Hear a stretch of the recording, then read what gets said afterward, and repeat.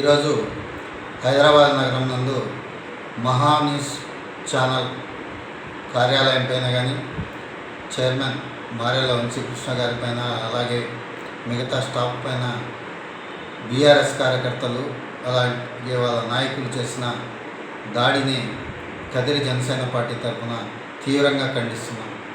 ఎందుకంటే అక్కడ బీఆర్ఎస్ కార్యకర్తలు అక్కడ ఏదో డిబేట్ జరుగుతున్న సందర్భంలో వెళ్ళి అక్కడ ఉన్న వాళ్ళను అలాగే అక్కడ ఉన్న కార్లను తర్వాత ఫర్నిచర్ను అక్కడ ఉన్న కార్యాలయానికి ఉన్న అద్దాలను ధ్వంసం చేయడం చాలా నీచాతి నీచం. ఎందుకంటే బీఆర్ఎస్ పార్టీ అనేది ఒక రాజకీయ పార్టీ, మీరు గూండాల పార్టీ, రౌడీల పార్టీ కాదు. మీరు ఏదైనా ఉంటే ప్రజాస్వామ్యబద్ధంగా మీరు దాన్ని ఖండించాల్సిన పరిస్థితి, ప్రజాస్వామ్యబద్ధంగా మీరు ఎదుర్కోవాల్సిన పరిస్థితి. అలాగే మీకు కాని విధంగా ఏదైనా వాళ్ళు మాట్లాడింటే మీరు అందుకు కోర్టులు ఉన్నాయి. చాలా న్యూస్ ఛానల్ వాళ్ళకు కూడా రిపోర్ట్ చేయొచ్చు.